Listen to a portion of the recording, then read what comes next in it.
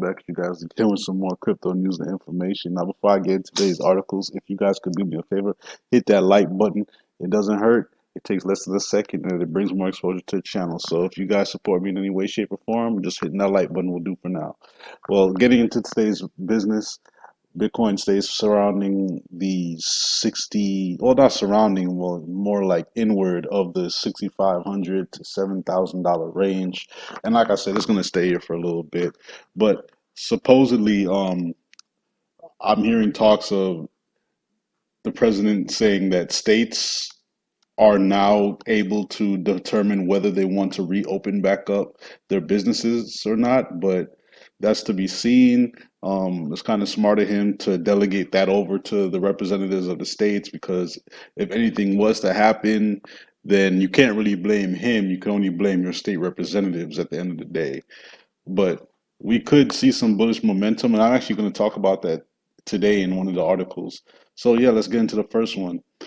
It's really interesting though because a lot of people, I feel like people took Ethereum for granted, but apparently large institutions aren't because there's a large inflow of capital into Ethereum from a lot of institutions.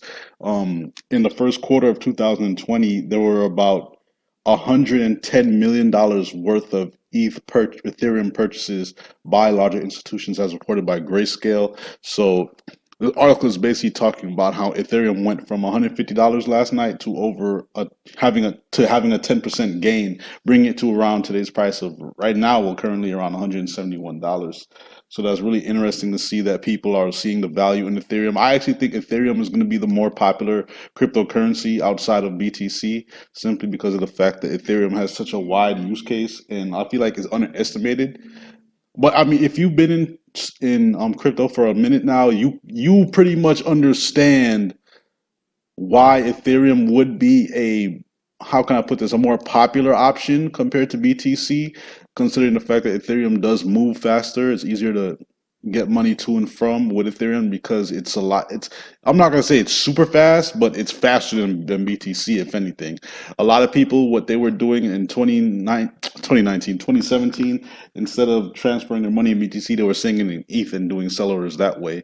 So it's kind of crazy that, well, no, it's not even crazy. So yeah, that's exactly why we're seeing a lot of influx into Ethereum. And not to say that the speed is necessarily only why, but it's just that Ethereum has a lot of benefits that come with it, including the ability to program smart contracts. A lot of cryptocurrency companies who have their tokens are written on the ERC20 standard, and Ethereum is also supposedly getting new updates coming within the next year to 2 years. I believe, what is it? I think Constantinople dropped already. I think it's coming in the form of sharding with Casper. I'm not too sure though. I could be wrong about the naming, but supposedly that's in the woodworks. So there's a lot of things coming for Ethereum that could definitely make it overtake BTC as the number one cryptocurrency. So don't be too surprised if you see that flip happen. But it's only for time to tell. You guys can come check out this article here. They basically go into all the specifics of this inflow into Ethereum and why retail buying pressure is so powerful right now. So Ethereum definitely has the potential to give us a nice run within the next couple days, maybe a week or two, depending. But that's for us to see. Next article, more industry players weighing on Bitcoin's path once businesses reopen. So a lot of people are saying that once the economy start getting back on the right side of things, people are going to start feeling a lot safer, more confident in reinvesting their money into the market, whether it's the traditional market, finance alpha, or the newer market, which is the crypto market, which is finance beta to me. But they're just making a statement that with this ending of the COVID lockdowns, we're definitely going to see a lot more confidence in markets, and especially considering the fact that a lot of these markets are down big time from their all-time highs, or even just their stable highs. They're stable numbers that were present before the whole COVID impact happened when everything got locked down. So I honestly think this as well. So prepare yourself just in case there is a nice run up. I believe there's going to be a little run up when everything starts to reopen, but I honestly feel like it's not going to last long enough, and we may see a dump after that. Then we may see everything start to climb back up. But that's just my speculation.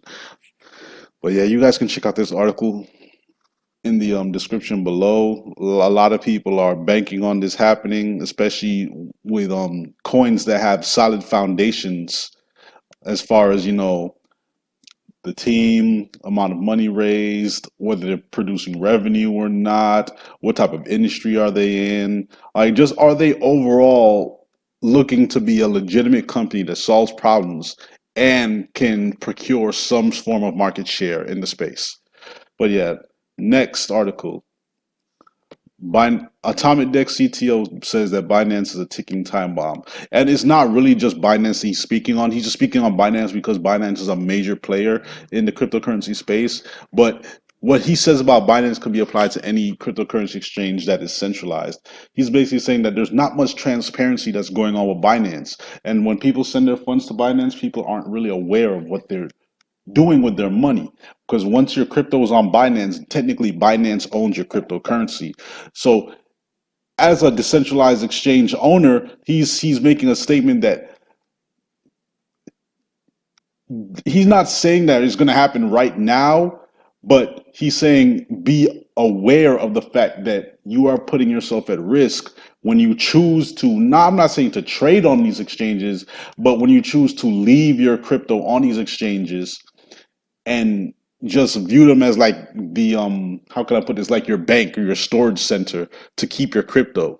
So he's making statements like this, and it's not just about Binance, it's all across the board, because I think Binance has a lot more structural integrity than a lot of these other cryptocurrency exchanges, the centralized ones at least.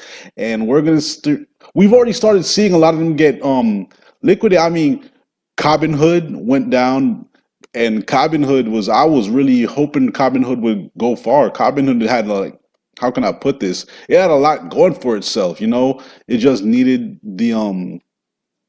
it just needed some more time, in my personal opinion. Carbon Hood just needed some more time. But man, I really I liked Carbon Hood a lot. It was actually my main exchange, and that went down. Cryptopia got the boot because Cryptopia suffered from that major hack. They're going through a huge lawsuit. Right, there's just a lot of cryptocurrency exchanges that were here that aren't anymore, and if they're still here, they're on their way out.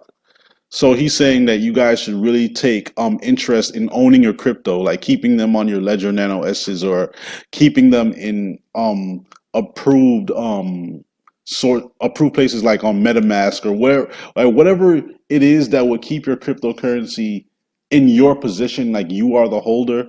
That's what he's stating that you should do. And when you're holding your things, like, we understand that people trade and that's just the nature of the beast. But when you're actually looking for somewhere to house your assets, these centralized exchanges may not be the best place, considering the fact that they hold the keys to people's wallets. So that was just what he was saying. You guys can check out this article right here. He's discussed that there may be the potential for the merging of the centralized exchanges and centralized exchanges, regardless of the fact that there has been a steady uptrend of people starting to move to decentralized exchanges. There is the larger of the volume is still remains with the centralized exchanges. So what he's suggesting is that they may be able to somehow use the order books and the liquidity of the centralized exchanges and outsource them to the centralized exchanges, which in my opinion is probably a good idea, is as far as getting the momentum going for these decentralized exchanges. Then eventually the centralized exchanges, using the momentum of these centralized exchanges, can actually take over. And in my opinion, I'm really looking forward to when these decentralized exchanges are as sophisticated as the centralized ones, because that's definitely, there's a few that I use already just because the ease of use. I can only imagine when the ones with the order books get a lot more sophisticated for the average everyday person to use, and not just you not being a tech junkie or a crypto nerd or a crypto geek or whatever. I'm not to be offensive or anything. I'm not calling you guys like offensive names or anything, but just people who are real crypto heads. Like, decentralized exchanges are things that those types of people know about and know how to maneuver and navigate. The average person doesn't know how to use those things. So I'm looking forward to seeing that growth.